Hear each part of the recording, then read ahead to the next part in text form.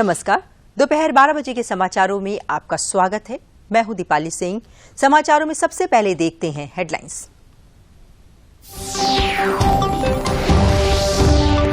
प्रदेश में शीतलहर का प्रकोप जारी। घने कोहरे, गलन और कड़ाके की ठंड से जनजीवन हुआ प्रभावित।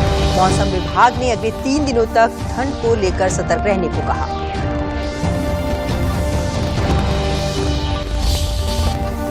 वाराणसी के सारनाथ डियर पार्क में शीतलहर और ठंड से बचाने के लिए जानवरों के लिए हुआ खास इंतजाम। मोटे अनाज के साथ गुड़ अजवाइन का जानवरों को दिया जा रहा है भोजन।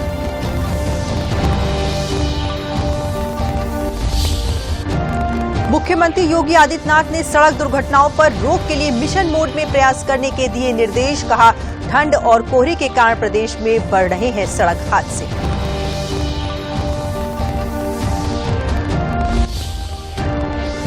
अयोध्या धाम इन दिनों बन रहा है पर्यटकों और श्रद्धालुओं के आकर्षण का केंद्र। पर्यटन सुविधाओं और अयोध्या के सौंदर्यीकरण के चलते अयोध्या धाम में बड़ी संख्या में पहुंच रहे हैं लोग।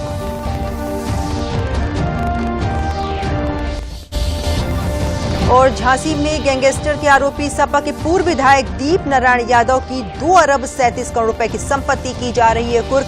मेरठ में भी गौ तस्कर अकबर बंजारा गैंग की 35 करोड़ रुपए की संपत्ति हुई कुर्क।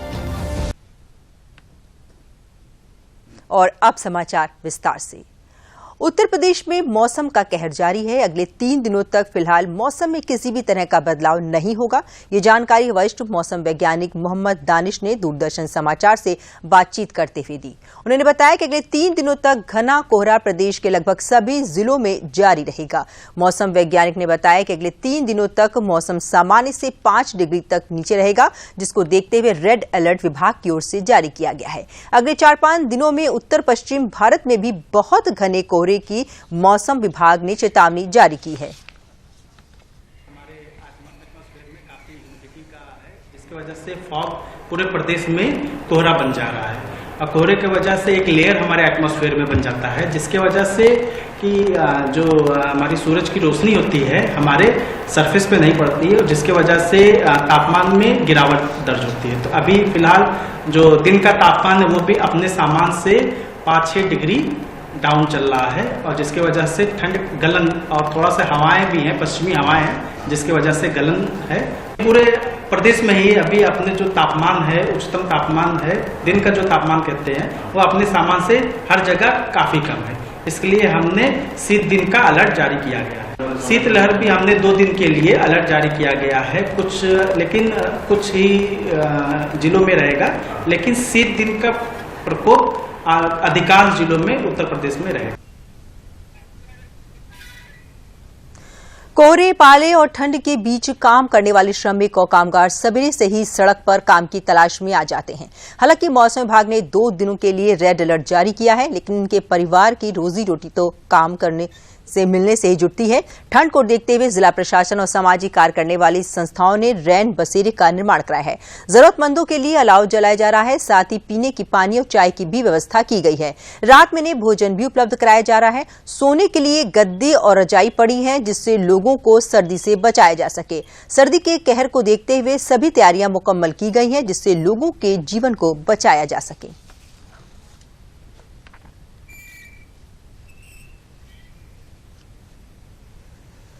और हम बेलदारी का काम करते हैं।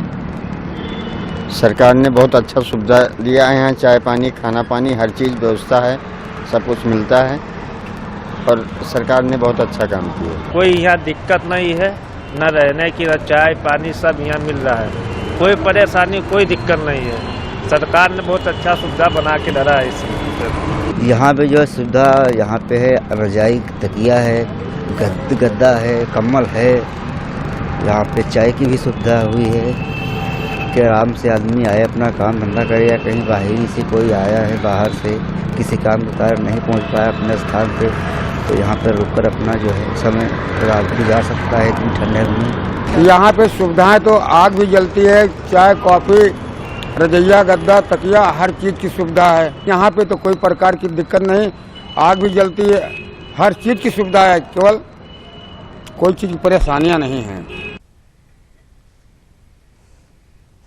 प्रदेश में हो रही कड़ाके की ठंड के चलते जनपद लखनऊ के जिलाधिकारी सूर्यपाल गंगवार ने सभी बोर्डों के 12वीं तक के स्कूलों की 4 जनवरी से 7 जनवरी तक छुट्टी घोषित कर दी है। सभी सरकारी और निजी स्कूल जनपद में बंद रहेंगे। यह आदेश शिक्षक और गैर शैक्षिक कर्मियों पर भी लागू होगा, जबकि आपातकालीन सेवा पर तैनात कर्मी स्कूल जा सकते हैं। जिलाधिकारी ने कड़ाई के साथ यह आदेश लागू करने का निर्देश दिया है। परिषदीय विद्यालयों में 14 जनवरी तक शीतकालीन अवकाश यथावत रहेगा। परीक्षा के लिए भी कोई छूट नहीं है।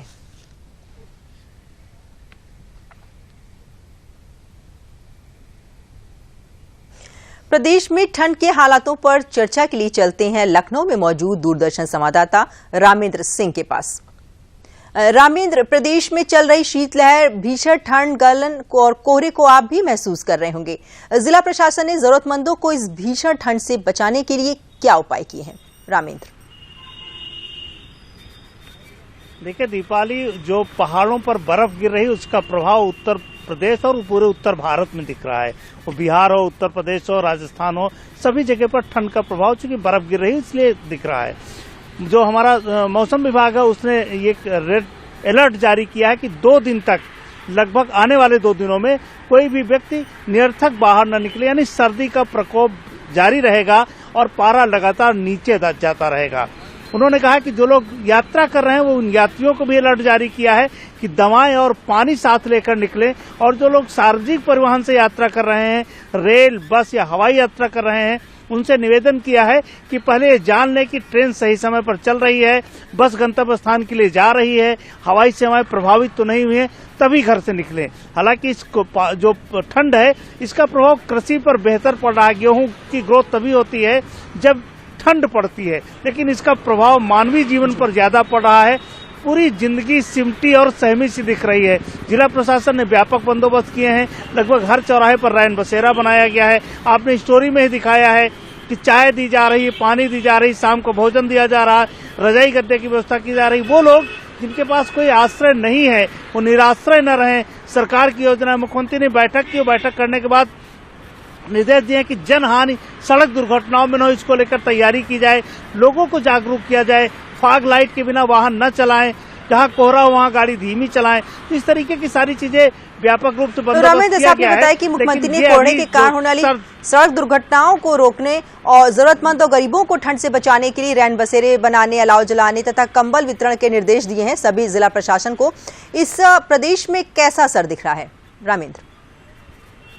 देखिए पूरे प्रदेश में व्यवस्था लागू की गई। केवल लखनऊ में नहीं है, पूरे प्रदेश के सभी ब्लॉक स्तर से लेकर के और जिले स्तर तक ये व्यवस्था की गई। जो गरीब लोग हैं उनको जिला प्रशासन कंबल बांटे। कई स्वयंसेवी सहायता जो चलाने वाले समाजसेवी संगठन है वो कंबल बांट रहे हैं। तो इस तरीके से एक व्यापक बंदोबस्त किया गया है कि लोगों को ठंड से बचाने के लिए 1 महीने की जो सर्दी है उससे कैसे लोगों को बचाया जाए, कैसे उनकी जो समस्याएं उनको कम किया जाए, उसके लेकर तैयारी की गई। अलाव जलाने की व्यवस्था की गई है और जो लोग यात्रा में उनके लिए बड़ी जो सड़कें हैं उनके किनारे अलाव जलाने को रैन बसेरे की व्यवस्था की गई। तो ये व्यापक बंदोबस्त सरकार और जिला प्रशासन ने किया है कि सर्दी से कैसे लोगों को बचाया जा सके, ये पूरी तैयारी की है। आपने सही कहा कि ऐसे मौसम विभाग ने अगले 2 दिनों के लिए जो है रेड अलर्ट जारी किया है, जिसको लेकर आम नागरिक और यात्रियों को भी तमाम तरह की गाइडलाइन जारी की गई है और सरकार के द्वारा भी लोगों को इस ठंड से बचाने के लिए जरूरतमंद और गरीब लोग हैं, बेसहारा लोग हैं, उनके लिए भी तमाम तरह के इंतजाम सरकार के द्वारा किए गए हैं। हमें ताजा जानकारी देने के लिए रामेंद्र आपका बहुत बहुत धन्यवाद। और अब बात वाराणसी की। वाराणसी में भी पिछले कई दिनों से सूरज के दर्शन मुश्किल हो गए हैं और दिनों दिन ठंड बढ़ती जा रही है। रात्रि में गलन बहुत ज्यादा होने से सड़कों पर सन्नाटा दिख रहा है। इस ठंड में लोगों को प्रशासन द्वारा जलाए गए अलावों से काफी राहत मिल रही है। रोडवेज और रेलवे स्टेशन पर लोग जगह जगह पर रजाई और कंबल में दुबके दिखे। ठंड और कोहरे के कारण वायु सेवा और रेलवे की यात्री ट्रेनें विलंब से चल रही हैं। मौसम विभाग ने आज तापमान न्यूनतम 10 डिग्री और अधिकतम 16 डिग्री तक रहने का अनुमान जताया है।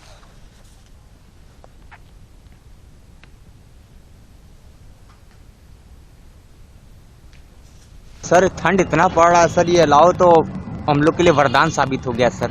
अलाव की वजह से सर हम लोग को बहुत राहत मिली है सर। हम लोग अयोध्या जा रहे थे तो हमारी जो ट्रेन है वाराणसी एक्सप्रेस बरेली वाली वो रद्द करवाई गई है और फिर अभी फूफा जी अंदर बात करने गए हैं उन लोगों से कि क्यों करवाई गई है।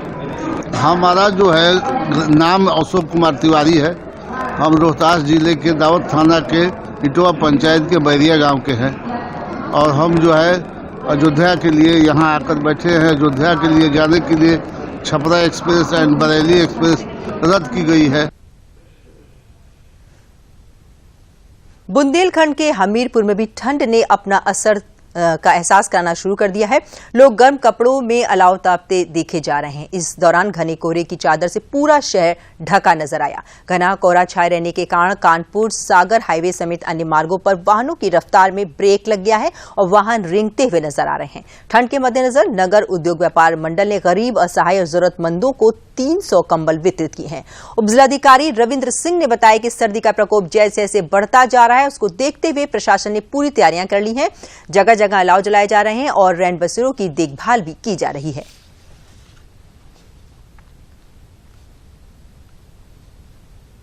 शीतलहर का प्रकोप निरंतर बढ़ता जा रहा है और आज हमने देखा कि सुबह काफी ज्यादा कोहरा था। इसकी तैयारियों के क्रम में हम लोगों ने जगह जगह पर अलाव जलाना, अपने जो भी रैन बसेरे उनको तैयार करना, कंबल वितरण की सारी तैयारियां हमने पूर्ण कर ली है। अभी हम अपने तहसील में हम लोगों ने 6 रैन बसेरा की तैयारियां सुनिश्चित कर ली हैं। कंबल वितरण के लिए हमने सभी पात्रों की सूची तैयार कर ली है और इसी के साथ ही हमने अलाव जलाने के लिए अन्य भिन्न भिन्न जगह को चिन्हित कर लिया है। भीषण शीतलहर और ठंड को देखते हुए वाराणसी के सारनाथ डियर पार्क में जानवरों के लिए खास इंतजाम किए गए हैं। जानवरों और पक्षियों को ठंड से बचाने के लिए गर्म तासीर वाले भोजन कराए जा रहे हैं। साथ ही उनके लिए गेहूं, ज्वार, चने के साथ गुड़ में अजवाइन मिलाकर उन्हें दिया जा रहा है ताकि उन्हें ठंड के प्रकोप से बचाया जा सके।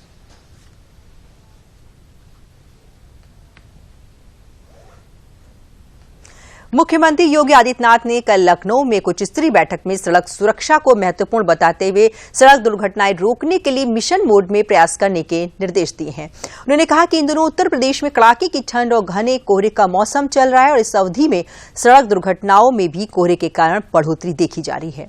मुख्यमंत्री ने कहा कि विगत 1 वर्ष के अंदर प्रदेश में 21,200 से अधिक लोगों की मृत्यु सड़क दुर्घटनाओं में हुई, जबकि कोरोना जैसी वैश्विक महामारी के दौरान पिछले 3.25 वर्ष की अवधि में प्रदेश में मात्र 23,600 लोगों की मृत्यु हुई है। यह स्थिति चिंताजनक है।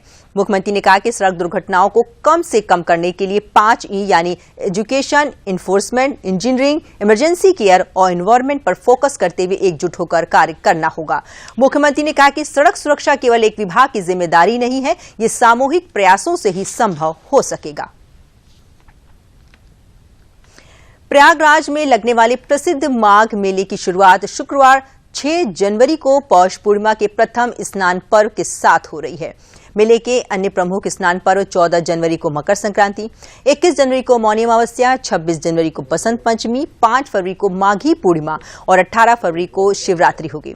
इन स्नान पर्वों पर देश विदेश के श्रद्धालुओं की भारी भीड़ उमड़ने की संभावना है। इसे देखते हुए मेले की सभी तैयारियां तेजी से पूरी की जा रही हैं। माघ मेले की तैयारियों का निरीक्षण करने के लिए प्रदेश के मुख्य सचिव दुर्गा शंकर मिश्र और प्रमुख सचिव नगर विकास अमृत अभिजात प्रयागराज पहुंचे। दोनों ने मेला के क्षेत्रों और सुविधाओं का जायजा लिया और अधिकारियों से बातचीत की। उन्होंने सभी विभागों की तैयारियों को भी परखा। तैयारियों को देखने के बाद मुख्य सचिव दुर्गा शंकर मिश्र ने कहा कि पिछले साल की अपेक्षा इस वर्ष श्रद्धालुओं की भीड़ के और भी बढ़ने की उम्मीद है, जिसे देखते हुए सुरक्षा और सुविधाओं के सभी प्रबंध किए जाने चाहिए। कोशिश है हमारे माननीय मुख्यमंत्री जी ने जैसा कहा कि हम हर तरीके से पूरी कोशिश करेंगे कि जो लोग हमारे पूरे देश भर से माघ मेला के लिए आ रहे हैं, माघ मेला में वो एक अच्छा एक्सपीरियंस लेकर के हमारे उत्तर प्रदेश के बारे में एक बहुत पॉजिटिव फीलिंग लेकर के जब आप आते हैं तो हमारा स्टेट बहुत केयर करता है आपका। कहीं किसी प्रकार की कोई कठिनाई नहीं। ट्रांसपोर्ट के बारे में आप देखिए कि यहाँ तक पहुंचे हर तरह की व्यवस्था पूरी बनी हुई है कि जिससे हर कोई जाए तो पूरे खुशी अपनी आस्था के साथ यहाँ पे संगम में स्नान भी करे और स्नान करके जो उसको जो ध्यान पूजा जो करना वो पूजा करे और उसके बाद खुशी अपने घर को वापस जाए। माघ मेले की तैयारियों पर और जानकारी के लिए चलते हैं प्रयागराज में मौजूद दूरदर्शन संवाददाता राजीव खरे के पास। राजीव, माघ मेले में पौष पूर्णिमा का पहला स्नान अब 2 दिन के बाद ही है। ऐसे में जाहिर है कि मेले में श्रद्धालु और पर्यटकों का आना शुरू हो गया होगा। क्या कुछ सुविधाएं इस बार मेले में आने वालों के लिए की गई हैं? राजीव।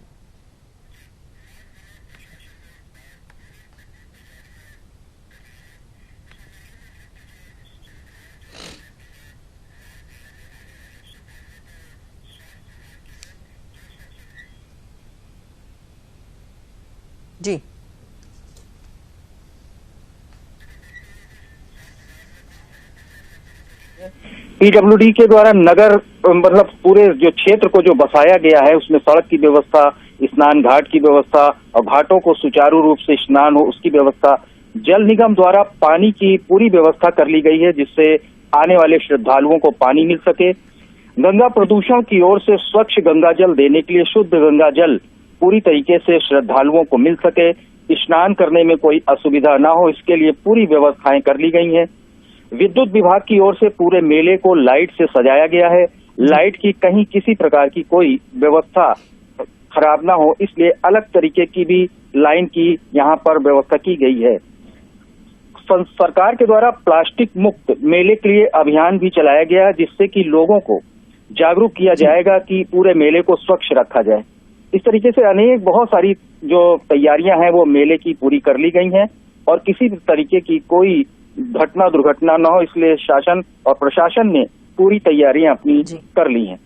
जी राजीव, जैसे कि कहा जा रहा है कि इस बार के माघ मेले में जो देश विदेश से जो पर्यटक हैं, श्रद्धालु, उनकी संख्या बढ़ने की उम्मीद है, तो सरकार के द्वारा तमाम तरह की जो तैयारियां हैं वो पहले से की जा रही हैं। हमें जानकारी देने के लिए राजीव आपका बहुत बहुत धन्यवाद।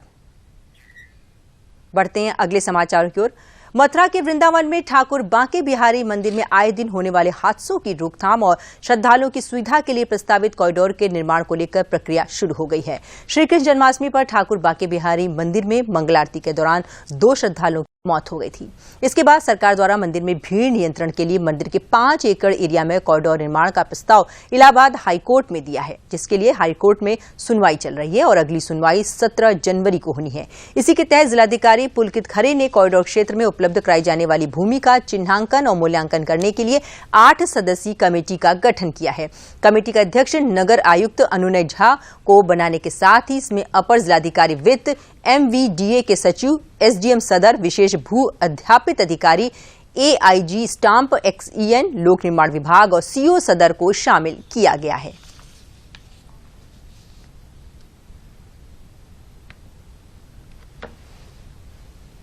माननीय उच्च न्यायालय का आदेश जिसमें ये लिखा है कि detailed report with estimated cost, जिसमें लैंड कॉस्ट और डेवलपमेंट प्लान दोनों इंक्लूडेड है। इसके लिए हमने सर्वे का काम चालू कर दिया है। ये सर्वे कम से लगता है मुझे कि 3 से 4 दिन इसमें समय लगेगा। सर्वे में 4 टीम्स बनाई गई हैं सर्वे के लिए, जिसमें इंजीनियर्स भी हैं, लेखपाल भी हैं, सब रजिस्ट्रार भी हैं और पुलिस कर्मी भी हैं। और ये पूर्ण सर्वे करके इसी सप्ताह के अंत तक पूरी समिति अपना रिपोर्ट माननीय जिलाधिकारी के द्वारा माननीय उच्च न्यायालय को प्रेषित करेगी। सरकार के प्रयास से भगवान राम की जन्मस्थली अब पर्यटन हब के रूप में निखर कर सामने आ रही है। एक तरफ जहां अयोध्या में निर्माणाधीन भगवान राम का दिव्य और भव्य मंदिर पर्यटकों के लिए आकर्षण का केंद्र बन रहा है, तो दूसरी ओर अयोध्या में पर्यटन सुविधाओं के विकास, राम की पैड़ी की सजावट और नगर के सौंदर्यीकरण के आकर्षण से पर्यटकों की संख्या लगातार बढ़ रही है। प्रशासन के अनुसार पिछले 1 साल में 2.5 करोड़ से ज्यादा पर्यटकों ने राम नगरी का भ्रमण किया है और लगातार देशी विदेशी पर्यटकों का आगमन अयोध्या में बढ़ता दिख रहा है। राम की नगरी अयोध्या में होटलों, आश्रमों, धर्मशालाओं और अन्य आश्रय स्थलों की बुकिंग पिछले 1 साल में लगभग 90% बढ़ी है, जो कि अयोध्या में पर्यटकों की संख्या के बढ़ने का सबसे बड़ा उदाहरण है।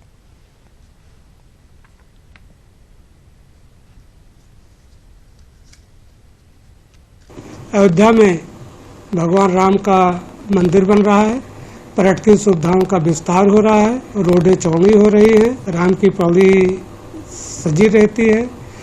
इसको देखने के लिए इस वर्ष में जो है मतलब इस वित्तीय वर्ष में लगभग जो है 2.5 करोड़ से अधिक पर्यटक आए हैं और ये एक रिकॉर्ड है। इस खबर पर और जानकारी के लिए चलते हैं अयोध्या, जहां मौजूद है हमारे संवाददाता राजेंद्र सोनी। राजेंद्र, अयोध्या इन दिनों अपने विकास और सौंदर्यीकरण के चलते देशी विदेशी पर्यटकों और श्रद्धालुओं के बीच खासा लोकप्रिय हो रहा है। स्थानीय लोगों और व्यापारी में इसको लेकर किस तरह की प्रतिक्रिया आपको मिल रही है? राजेंद्र। दीपाली, ये बहुत ही स्वाभाविक बात है कि जिस अयोध्या में भव्य और दिव्य राम मंदिर का निर्माण हो रहा हो, जहां पर हजारों करोड़ के विकास की योजनाएं चल रही हों, तो ऐसे में स्थानीय लोगों के अंदर खुशी स्वाभाविक तौर पर आनी स्वाभाविक है। और ऐसी स्थिति में हम दीपाली आपको जानकारी देंगे कि यहाँ पर जो निचले तबके की अगर बातचीत की जाए, उसमें जैसे दिहाड़ी मजदूर हैं, उनको बड़ी मात्रा में रोजगार मिला है, उनकी आर्थिक स्थिति में सुधार भी आ रहा है। और फूलों की खेती करने वाले जो लोग हैं, क्योंकि मंदिरों में यात्रियों के आने से, श्रद्धालुओं के आने से चढ़ावा अधिक हो रहा है, तो प्रसाद से जुड़े हुए लोगों की दुकानें बढ़ गई हैं और फूलों की खेती करने वाले और माला बुनने वाले जो लोग हैं, इनकी भी आर्थिक स्थिति में आशातीत सुधार आया है, इन्हें काम मिला है, इनका रोजगार बढ़ा है। इसके अलावा अगर हम मूर्ति कला की अयोध्या में बातचीत करें तो अचानक अयोध्या में जहां 2-3 दुकानें मूर्ति कला से जुड़ी हुई थी, मूर्ति की दुकानें थी, वो अब दर्जनों की संख्या में बढ़ गई हैं दीपाली। तो यहाँ की स्थिति में जो स्थानीय लोग हैं उनके अंदर खुशी है, आनंद है और निश्चित रूप से वो लोग इसके लिए प्रधानमंत्री नरेंद्र मोदी को और मुख्यमंत्री योगी आदित्यनाथ के प्रति आभार व्यक्त कर रहे हैं। दीपाली, जैसा आपने कहा कि जो अयोध्या में भव्य और दिव्य राम मंदिर का निर्माण हो रहा है, उसके बाद पर्यटकों की संख्या यहां पर तेजी से बढ़ रही है और पर्यटकों की जो सुविधाएं उसमें भी लगातार इजाफा किया जा रहा है, नगर का सौंदर्यीकरण किया जा रहा है। इसका जो लाभ है वो पर्यटकों, श्रद्धालुओं के साथ यहाँ के जो छोटे व्यापारी हैं उनको भी मिल रहा है। तो हमको जानकारी देने के लिए राजन जी आपका बहुत बहुत धन्यवाद। समाचार अभी और भी हैं, लेकिन पहले लेते हैं ये विराम। पेमेंट फेल, लेकिन पैसे तो कट गई मेरी मेहनत की कमाई। हो जाएगी भरपाई, चिंता मत कर मेरे भाई। अगर डिजिटल ट्रांजैक्शन फेल हो जाए और अकाउंट से पैसे कट जाएं, तो बैंक समय से पैसे लौटा देगा, वरना कॉम्पनसेशन का है प्रावधान। नहीं तो आरबीआई के ऑम्बुड्समैन को शिकायत करें आप। योर बिल, मेरी फीस। आरबीआई कहता है जानकार बनिए, सतर्क रहिए। विराम के बाद समाचारों में एक बार फिर से स्वागत है। आजमगढ़ में विधान परिषद गोरखपुर फैजाबाद खंड स्नातक निर्वाचन की तैयारियां पूरी कर ली गई हैं। निर्वाचन की अधिसूचना गुरुवार 5 जनवरी को जारी होगी, जबकि मतदान 30 जनवरी को होगा। उप जिला निर्वाचन अधिकारी अनिल कुमार मिश्र ने बताया कि विधान परिषद गोरखपुर फैजाबाद खंड स्नातक निर्वाचन के लिए आजमगढ़ में कुल 30,631 मतदाता मताधिकार का प्रयोग करेंगे। इसके लिए आजमगढ़ में 38 स्थानों पर मतदेय स्थल बनाए गए हैं। उन्होंने बताया कि पिछले निर्वाचन की अपेक्षा इस बार आजमगढ़ में 3,000 से अधिक नए मतदाता जुड़े हैं। गोरखपुर फैजाबाद स्नातक निर्वाचन क्षेत्र में जनपद आजमगढ़ में कुल 30,621 मतदाता हैं। हमने यहाँ पे 38 मतदेय स्थल बनाए हुए हैं। हमारी सारी तैयारी पूर्ण है। 5 जनवरी को गोरखपुर में आयुक्त के यहाँ नामांकन पत्र लिए जाएंगे।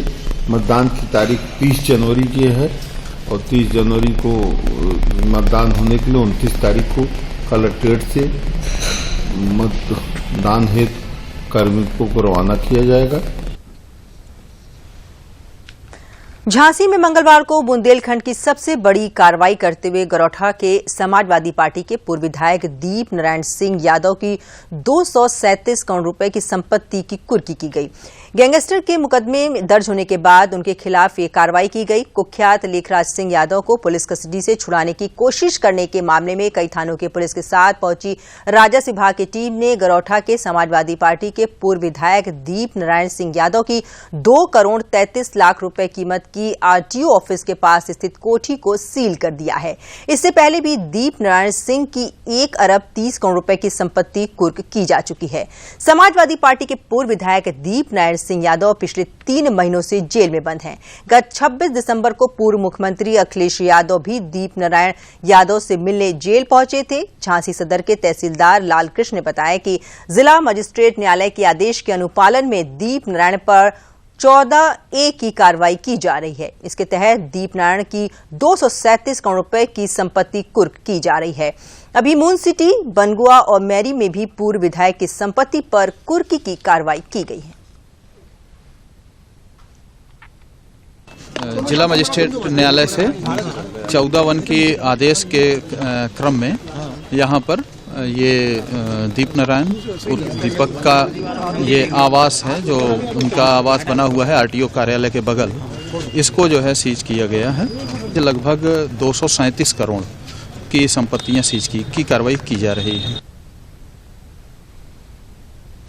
मेरठ में अंतर्राष्ट्रीय गौ तस्कर अकबर बंजारा गैंग पर पुलिस ने बड़ी कार्रवाई की है। मेरठ पुलिस ने अकबर बंजारा गैंग की 2 करोड़ रुपए की संपत्ति को कुर्क कर लिया है। पुलिस अब तक गौ तस्कर की 35 करोड़ रुपए की संपत्ति कुर्क कर चुकी है। इसके अलावा कई संपत्तियों पर बुलडोजर भी चल चुका है। मेरठ के थाना फलावदा क्षेत्र में जहां एक मकान और 21 बीघा जमीन को पुलिस ने कुर्क कर लिया है। इस जमीन की कीमत 2 करोड़ रुपए है। पुलिस ने कई बार कार्रवाई की है। जिले में गौ तस्करी की रोकने के लिए की गई ये अब तक की सबसे बड़ी पुलिस कार्रवाई है।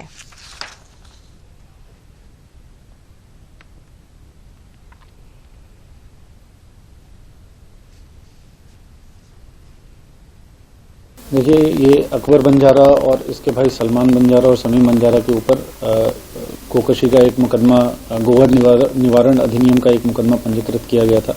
उसी मुकदमे के आधार पर एक गैंगस्टर एक्ट का मुकदमा पंजीकृत किया गया था, जिसमें गैंग लीडर जो था वो समीम बंजारा था।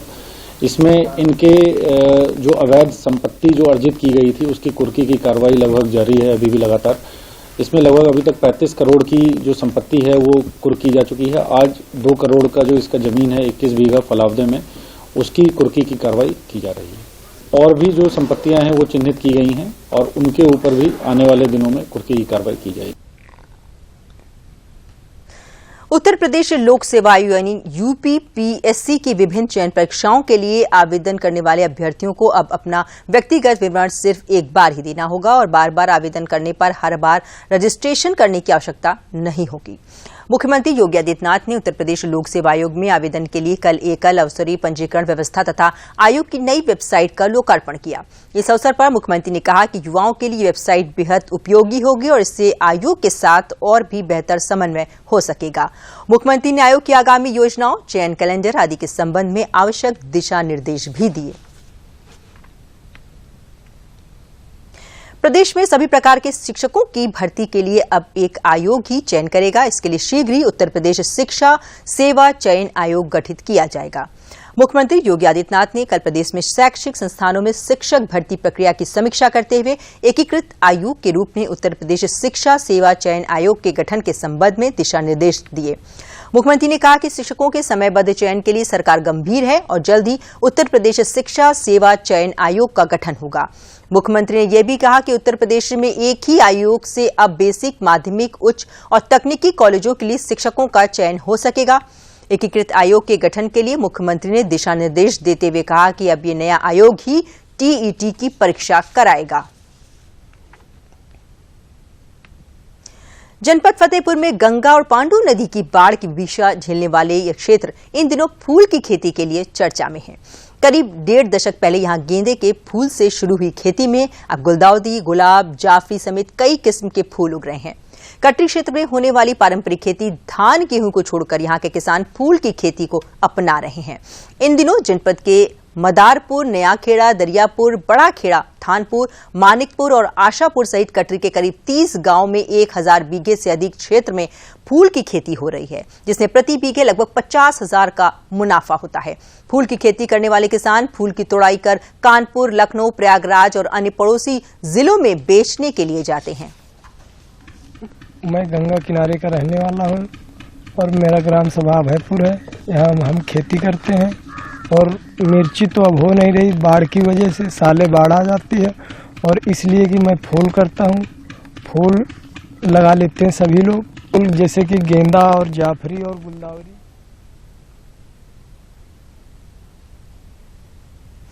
अब अंत में प्रमुख समाचार एक बार फिर।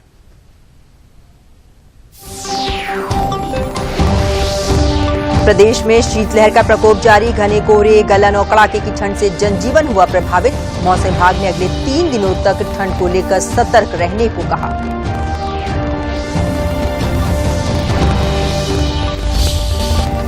वाराणसी के सारनाथ डियर पार्क में शीतलहर और ठंड से बचाने के लिए जानवरों के लिए हुआ खास इंतजाम। मोटे अनाज के साथ गुड़, अजवाइन का जानवरों को दिया जा रहा है भोजन।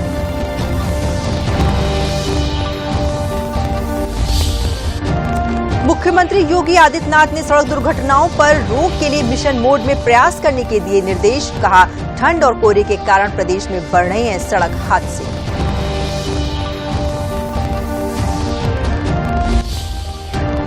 अयोध्या धाम इन दिनों बन रहा है पर्यटकों और श्रद्धालुओं के आकर्षण का केंद्र। पर्यटन सुविधाएं और अयोध्या के सौंदर्यीकरण के चलते अयोध्या धाम में बड़ी संख्या में पहुंच रहे हैं लोग।